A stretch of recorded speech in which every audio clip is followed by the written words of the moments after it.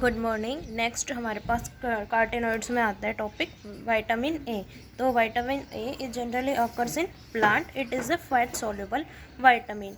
Second point, source of vitamin A. तो it is found in the liver of fish, pyloric, retina, corpus luteum and lungs and in the kidneys generally. And the main natural sources are butter, blood, milk, egg yolk, sweet potatoes and tomatoes. Now it's a deficiency. The deficiency of vitamin A causes retardation of growth, dryness of skin and hair, and less resistance to infection. And other main deficiency problems are night blindness and hardening of cornea. A normal human being requires 0.007 gram of vitamin A in their daily diet. Now next है हमारे पास structure elucidation. First, the molecular formula of vitamin A is C20H30O.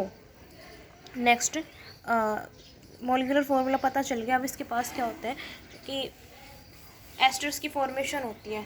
ठीक है, तो asters की formation से पता चलता है कि जो हमारे ऑक्सीजन है वो एल्कोहलिक फॉर्म में है, और तब इसका ऑक्सीडेशन कराते हैं तो हमें एल्डिहाइड मिलता है। मतलब एल्कोहल हमारा कौन सा है?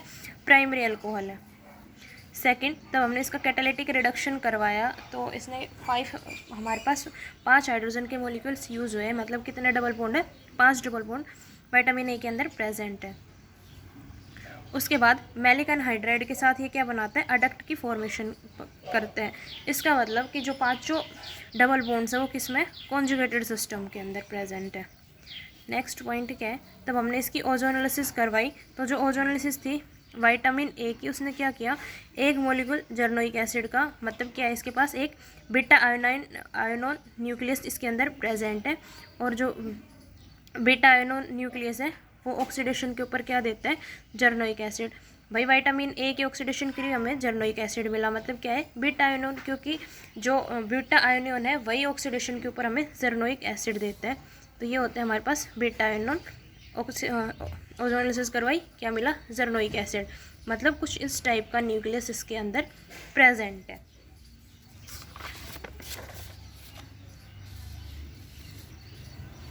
नेक्स्ट, तब हमने इसकी ऑक्सीडेशन करवाई पोटाशियम पर मैग्नेट के साथ, एल्कलाइन पोटाशियम पर मैग्नेट के साथ हाई टेम्परेचर के ऊपर। तो हमें 2 मॉलिक्यूल मिले एसिटिक एसिड के, 2 मॉलिक्यूल एसिटिक एसिड के मिले, मतलब 2 CCH3 डबल बॉन्ड इस टाइप के ग्रुप इसके अंदर प्रेजेंट है साइड चेन के अंदर। नाउ अब जो पोजीशन है सी मिथाइल ग्रुप की साइड चेन के अंदर, वो किसने सजेस्ट की थी कि जो कार्टेनॉइड्स है वो जनरली आइसोप्रेन यूनिट से बने होते हैं। तो ये आइसोप्रेन यूनिट है, तो इस टाइप से side chain methyl group present होगा इसके अंदर। उसके बाद जो आइसोप्रेन यूनिट है उसके बारे में कैसे कंफर्म हुआ? तो फर्स्ट क्या है? एल्कलाइन KMnO4 ने क्या किया? 2 मॉलिक्यूल्स एसिटिक एसिड के दिए, मतलब क्या है? हमारे पास 2 आइसोप्रेन यूनिट इसके अंदर प्रेजेंट है। उसके बाद फर्दर उसकी ऑक्सीडेशन करवाई तो हमें मिला 2,2-डाईमिथाइल ग्लूटारिक एसिड। उसकी करवाओगे तो 2,2-डाईमिथाइल सक्सिनिक एसिड, फर्दर करवाओगे डाईमिथाइल मेलोनिक एसिड। उसके अलावा तब हमने इसकी रिएक्शन करवाई एल्कोहल के साथ, और बाद में सेलेनियम के साथ डिहाइड्रोजनेशन करवाया, उससे हमें मिला 1,6-डाईमिथाइल नेफ्थलीन। तो इन रिएक्शंस की वजह से हमने क्या बताया कि इसके पास क्या है? 2 आइसोप्रेन यूनिट प्रेजेंट है। तो ये था हमारे पास पोटाशियम पर मैग्नेट डालोगे बीटा आयोन, उसकी ऑक्सीडेशन जर्नोइक एसिड, फर्दर ऑक्सीडेशन करवाओगे क्या मिलेगा? 2,2-डाईमिथाइल ग्लूटारिक एसिड। उसकी ऑक्सीडेशन करवाने से हमें मिला 2,2-डाईमिथाइल सक्सिनिक एसिड। उसकी ऑक्सीडेशन करवाओगे तो डाईमिथाइल मैलिक एसिड की फॉर्मेशन हुई। और सेकेंडरी क्या थी?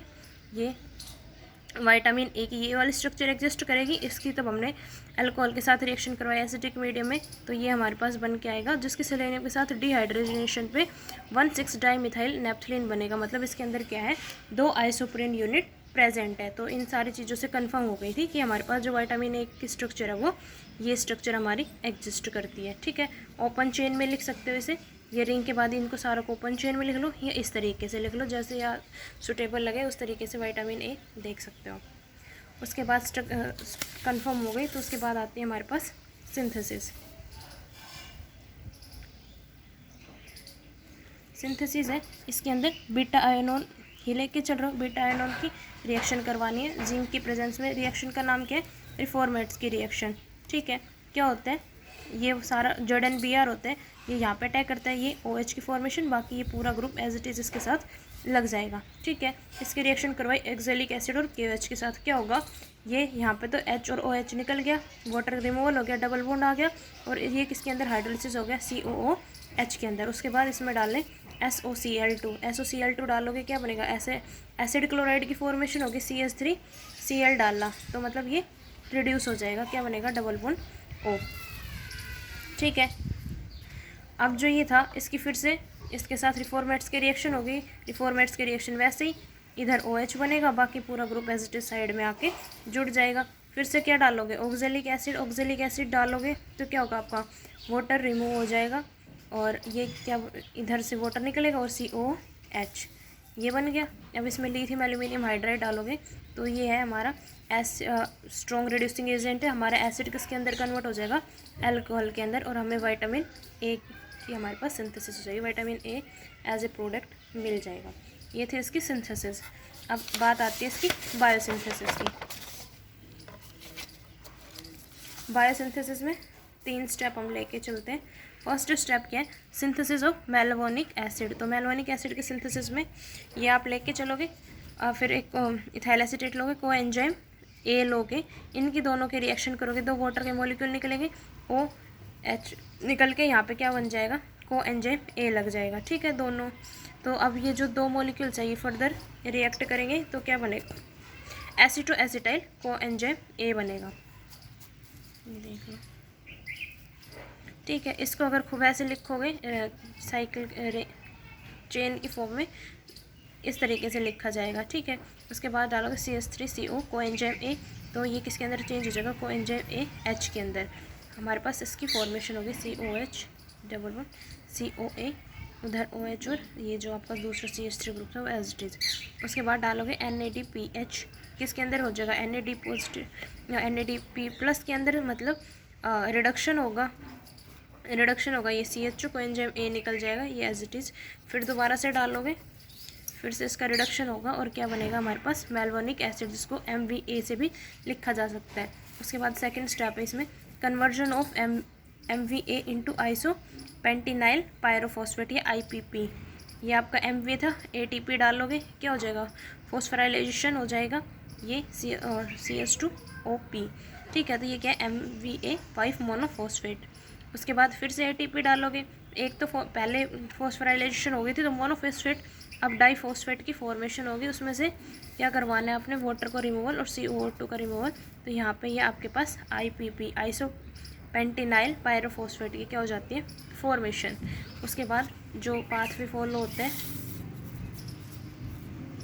वो कैसे होता है? बायोसिंथेटिक पाथवे विटामिन A के लिए, तो जो IPP है उसके पास 5 यूनिट थी, वो किसके अंदर कन्वर्ट होगा? जर्नाइल पायरोफॉस्फेट के अंदर, जिसके पास क्या है? 10 यूनिट प्रेजेंट है। उसके अंदर फिर से IPP डालोगे, क्या बनेगा आपके पास? फेरिनाइजल पायरोफॉस्फेट, जिसके पास कितनी यूनिट हो गई? अब 15 यूनिट हो गई। फिर से IPP डालोगे, जर्नाइल पायरोफॉस्फेट GPP, C20 यूनिट हमारे पास प्रोडक्ट बनेगा। अब C20 के 2 मोलिक्यूल्स 2 मोल कंबाइन होंगे और क्या बनेंगे? फाइटोनिन, जिसकी कितनी यूनिट है? C14। ये किसके अंदर कन्वर्ट हो जाते हैं? बीटा कैरोटीन के अंदर, जिसके पास खुद से C14 यूनिट है। अब जो बीटा कैरोटीन है वो 2 हमारा डिकम्पोज हो जाते हैं 2 विटामिन A की यूनिट में, C20 यूनिट्स 2 हमारे पास यहाँ से मिल जाती है। ठीक है, ये थी आपकी बायोसिंथेटिक पाथवे विटामिन A के लिए।